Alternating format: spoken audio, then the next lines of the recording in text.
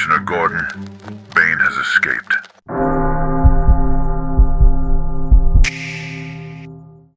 You don't climb into the top 1%. You sever your attachment to the version of yourself that needed permission to try. That level is not reached through effort alone. It is accessed through elimination. The elimination of noise, of excuses that sound intelligent, of habits that feel harmless but quietly drain your edge. Somewhere along the way, you were taught to preserve comfort like it was a valuable asset. It isn't. It's a leash. And the more you protect it, the tighter it pulls. The shift begins when you stop asking what you should do and start confronting what you already know you're avoiding. Not the obvious distractions, those are easy to spot. The real resistance hides behind logic. It sounds reasonable. It tells you to wait, to refine, to prepare a little more. That voice has cost you more than failure ever could. The moment you see that clearly, something inside you stops negotiating. And that is where separation begins. A strange illusion surrounds high performers. People assume they have something extra, something unavailable to others. Intelligence, luck, timing. That narrative protects mediocrity. Because if success is inaccessible, then your inaction feels justified. Strip that illusion away, and what remains feels far less comfortable. You're not lacking potential. You're lacking alignment between what you say matters and what you actually do. Every time you delay the difficult task, every time you choose the easier route, you reinforce a version of yourself that cannot compete at a higher level. This isn't about intensity for a week or a month. It's about the quiet decisions no one sees. The ones that don't get posted, don't get praised, don't get noticed. That is where identity is formed. Not in moments of motivation, but in moments of resistance. Watch closely how people sabotage themselves without realizing it. They build routines that look productive, but avoid the work that actually moves them forward. They stay busy, they stay occupied, yet they never cross the threshold into discomfort that forces growth. That's not an accident, it's design. The mind is wired to preserve energy, to avoid uncertainty, to protect identity. So it creates sophisticated distractions. It convinces you that progress is happening when it isn't. You finish the day feeling tired, yet nothing meaningful has changed. Repeat that cycle long enough and it becomes your life. Breaking it requires more than awareness. It requires interruption. A deliberate shift where you replace false progress with real friction. And that friction feels like loss at first, because you're letting go of the illusion that you were already doing enough. Power hides in a place most people refuse to look. It sits inside your ability to tolerate boredom, not the casual kind, but the deep, uncomfortable silence that comes when you remove stimulation. That is where clarity begins, yet people run from it. They fill every gap with noise, with content, with something to keep their mind occupied. Because in silence, they are forced to face what they've been avoiding. The gap between where they are and where they could be becomes visible. That gap creates tension. And instead of using that tension as fuel, they escape it. The few who don't escape it learn to sit inside it. They let it sharpen them. They let it strip away distraction until only what matters remains. That is where focus is forged, not through discipline alone, but through the removal of everything that weakens it. Identity is not something you declare. It's something you prove through repetition. Every action either reinforces who you are or contradicts who you claim to be. That contradiction is where internal conflict lives. You say you want more, yet your behavior reflects comfort. You say you're capable, yet your actions show hesitation. This creates friction inside your own mind. Most people resolve that friction by lowering their expectations. They adjust their goals to match their behavior. That feels easier. It removes tension. It also destroys potential. The alternative is harder. You raise your behavior to match your standards. That requires consistency in moments where no one is watching, no one is judging, and no one is rewarding you. That is where the real shift happens, quietly, without announcement. The environment you exist in is not neutral. It is shaping you constantly. Every conversation, every piece of content, every interaction leaves a trace. Most people absorb this passively. They let their surroundings dictate their mindset. That works if the environment is aligned with growth. It becomes destructive when it isn't. You start thinking smaller, acting slower, accepting less, and because it happens gradually, you don't notice the shift. Those who rise above this do something different. They become selective, ruthless, even. They cut out influences that dilute their focus.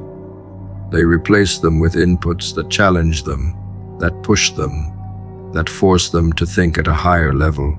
This is not about isolation. It's about control. Control over what enters your mind and shapes your perception. There's a moment that defines the trajectory of most people. It's not dramatic.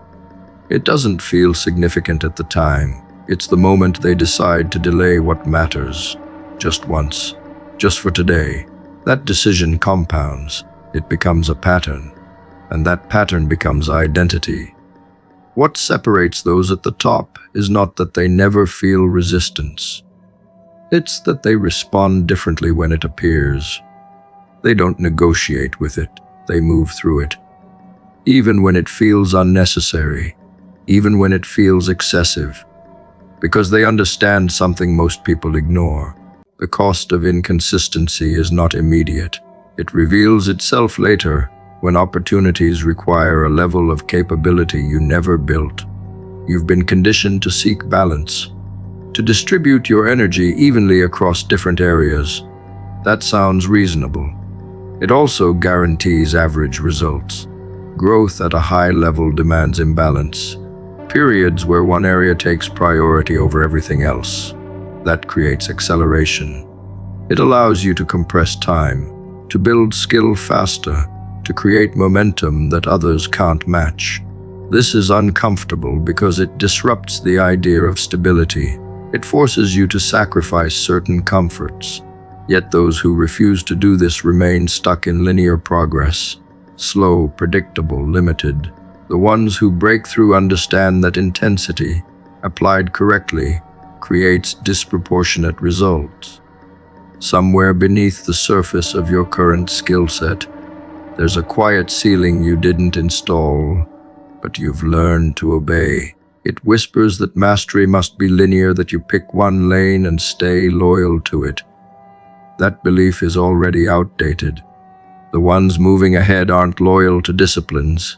They're loyal to leverage. They move between domains with intent, extracting what compounds and discarding what doesn't. This creates something unsettling to watch. They don't look exceptional in one area at first glance. They look unpredictable. And unpredictability is what breaks systems designed around predictability. When you combine fields that were never meant to interact, you produce outcomes that cannot be easily categorized or competed with. That is where the advantage hides. Not in depth alone, but in the intersections others ignore, because they were trained to specialize too early. A deeper layer reveals itself when you stop romanticizing knowledge and start weaponizing it. Information without application is decorative. It gives the illusion of growth while keeping you static. The ones who dominate don't collect ideas. They stress, test them. They push concepts into real environments where consequences exist. That pressure exposes what works and what collapses. This is where multi-domain thinkers separate themselves. They don't wait to feel ready in one field before touching another. They build partial competence across several, then integrate them through action. That integration produces a different kind of intelligence. Not memorized, not theoretical but adaptive. It reshapes itself based on context. And once you reach that level, learning stops being an activity and becomes a weapon you can deploy at will. There's an uncomfortable truth hiding behind the accessibility of modern knowledge. The barrier isn't information anymore. It's your tolerance for confusion. Crossing domains creates friction because you're constantly stepping into spaces where you're inexperienced. That lack of familiarity triggers doubt. It exposes your gaps in real time. Many retreat at this stage. They return to what they know to restore a sense of competence. That retreat feels safe. It also locks them into predictable trajectories. The few who push through that confusion develop something far more valuable than skill. They develop range. Range allows you to operate across contexts without losing clarity. It removes the need for perfect conditions. It gives you options, and options are what separate those who react from those who direct. Observe how value is actually created at scale. It rarely comes from isolated expertise.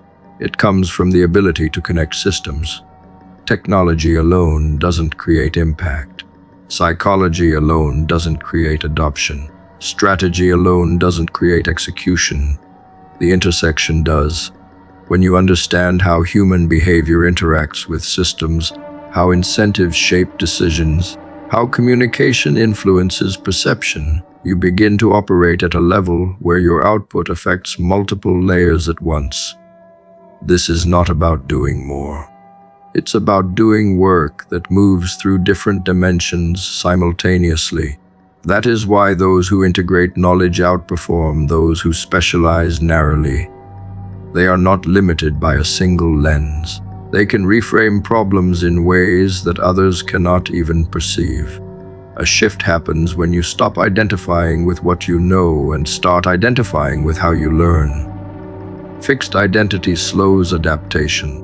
If you see yourself as one thing, you resist becoming something else.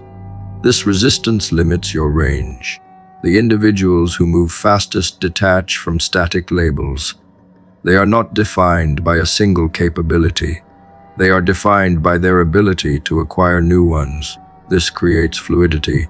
You are no longer constrained by past investments. You can pivot without losing momentum. This is unsettling for those who rely on stability. It looks like inconsistency from the outside.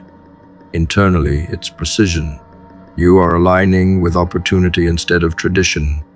That alignment compounds.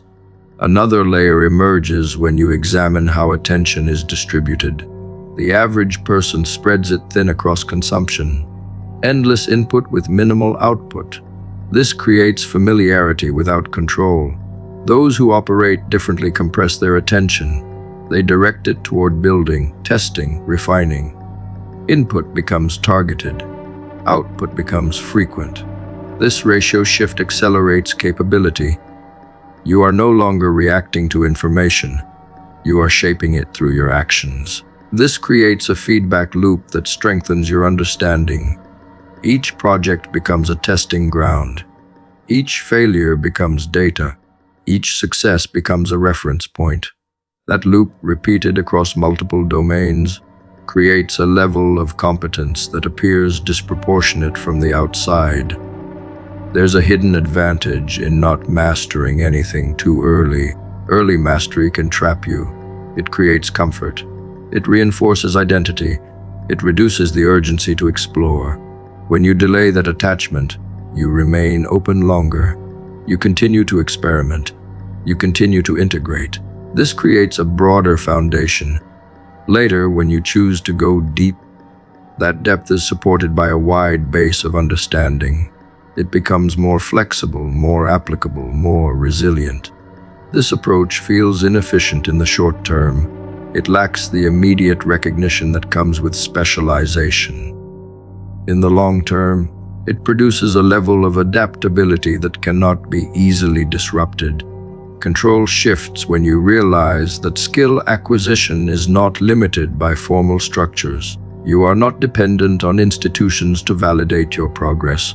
You can build privately, test publicly, iterate continuously. This removes delays. It removes bottlenecks. It accelerates growth. Yet this freedom introduces a different challenge. Without external pressure, you must create your own. Structure must come from within. Without it, the same freedom that enables growth becomes a trap. You drift. You explore without direction. Those who rise above this create constraints intentionally. They set targets, deadlines, standards. They treat their own process with the same seriousness that institutions once imposed. That self-imposed structure is what converts freedom into progress. A harsher realization surfaces as you move deeper into this path. The gap between those who adapt and those who don't is widening at a pace that will not slow down. This is not gradual. It is accelerating. Those who remain static will not just fall behind. They will become irrelevant in contexts that demand flexibility. This is not a distant outcome. It is already happening. The difference is subtle at first. Then it becomes visible. Then it becomes irreversible. The ones who see it early adjust. The ones who ignore it rationalize. That rationalization becomes their limitation. What you are protecting is the very thing suffocating you. Not circumstances, not lack of opportunity. The identity you keep defending in subtle ways every single day. It shows up when you justify your habits, when you soften your standards, when you explain away your own inconsistency with language that sounds rational. That version of you has learned how to survive, not how to evolve. And survival thinking becomes dangerous when you are no longer in danger, because now it blocks growth. You cling to patterns that once helped you cope, long after they've stopped serving you. Letting go of that feels like betrayal. It feels like you are abandoning a part of yourself that carried you through difficult moments. That emotional attachment is what keeps people stuck. Not inability, not lack of intelligence, but loyalty to a version of themselves that was built under different conditions. Strip away the emotional language and something colder appears. Your patterns are not sacred. They are repeated behaviors reinforced through time. That means they can be replaced. Yet replacement requires disruption, and disruption creates internal resistance that feels like pain. This pain is not physical, yet it carries weight. It shows up as anxiety when you act differently, as tension when you step outside familiar routines, as doubt when your actions no longer match your old identity. That sensation is the breaking point. Most turn back here. They interpret it as a warning. It isn't. It's the system recalibrating. You are introducing new inputs, and the existing structure is rejecting them. Continue long enough, and the rejection weakens. Stop, and it strengthens. That is the fork where trajectories diverge. A more uncomfortable layer sits beneath behavior. You are not just changing actions. You are dismantling narratives you've told yourself for years. Stories about who you are, what you're capable of, what your limits are. These narratives create predictability. They allow you to operate without questioning every decision. Removing them creates uncertainty. Suddenly, you don't have a fixed reference point. You don't know how you're supposed to respond. This lack of structure feels destabilizing. That is why people rebuild the same identity with minor adjustments instead of creating a new one entirely. They tweak the surface while preserving the core. That approach guarantees repetition. Real change requires rewriting the core, not decorating it. The pain intensifies when external validation disappears. Your old patterns likely earned you some form of acceptance, even if it was limited. When you shift, that acceptance becomes inconsistent. People react differently. Some question your changes, others withdraw. This creates friction in your environment. You are no longer predictable, and predictability is what keeps relationships stable. This is where many retreat. They adjust their behavior to regain comfort in their surroundings. That decision reinforces the old identity. Those who continue accept the instability. They allow relationships to recalibrate or fall away. This is not about isolation. It is about alignment. What remains after this phase reflects your new direction, not your past conditioning. Look deeper and you'll notice something more unsettling. The part of you that resists change is not passive. It adapts. It evolves. It finds new ways to keep you in place. It disguises itself as logic, as caution, as strategic thinking. It tells you to slow down, to reconsider, to avoid unnecessary risk. These arguments sound intelligent. They feel responsible. Yet they serve the same purpose. They maintain the current structure.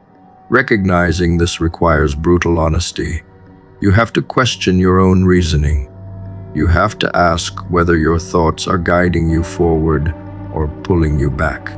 That level of self-scrutiny is rare because it removes the comfort of believing you are always acting in your best interest. The shift reaches a point where it becomes irreversible. Not because the process is complete, but because your perception has changed. You can no longer see your old patterns without recognizing their limitations. Returning to them feels different. It feels restrictive. This creates a new form of pressure. You are now aware of what needs to be done, and avoiding it carries a different weight. It is no longer ignorance. It is conscious avoidance. That awareness sharpens your decisions. It forces alignment. You either continue forward or accept that you are choosing stagnation. That clarity removes ambiguity. It makes your choices more direct, more intentional. There's a phase where your internal dialogue becomes quieter, not because you've resolved everything, but because you've stopped entertaining unnecessary thoughts. The noise reduces. The constant negotiation fades. Decisions become cleaner. This is not peace in a traditional sense. It is precision. You know what needs to be done, and you do it without excessive analysis. This shift feels unnatural at first because you are used to overthinking. That habit was part of your old structure. Removing it creates space. In that space, action becomes the default. This is where execution accelerates. Not because you are pushing harder, but because you are no longer wasting energy on internal conflict. At a certain point, the pain changes form. It stops being resistance and becomes pressure.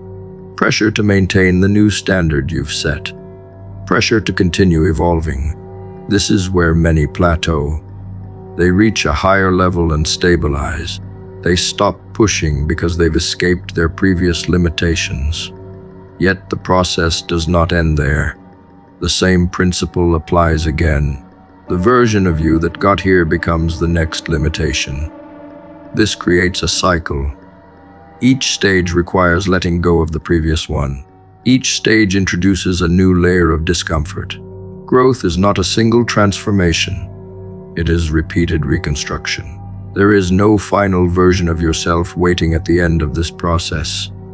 That idea is comforting, but inaccurate. What exists is a series of iterations, each one built through the dismantling of the last. Accepting this removes the expectation of arrival. It replaces it with continuous movement. You are not becoming something fixed. You are becoming adaptable. This adaptability is what allows you to operate at higher levels without being constrained by identity. It keeps you fluid. It prevents stagnation. It ensures that you do not become attached to any single version of yourself for too long. What you call limitation is often just unfamiliar sequencing. Not lack of capability, not some invisible ceiling placed above you, but a broken chain of steps you never learned how to assemble. That gap feels like incapacity because you keep jumping from intention to outcome without respecting the structure in between. The ones who move ahead don't possess different brains. They construct better sequences. They deconstruct complex outcomes into precise actions. Then repeat those actions until the result becomes predictable. This removes the emotional drama from achievement. It becomes mechanical. That realization strips away excuses, because if something can be broken down, it can be built.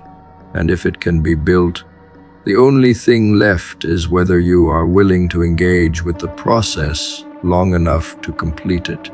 A more uncomfortable realization surfaces when you look at how often you stop early, not because you reached your limit, but because the early stages felt inefficient. Progress at the beginning is messy. It lacks elegance. It exposes incompetence in real time.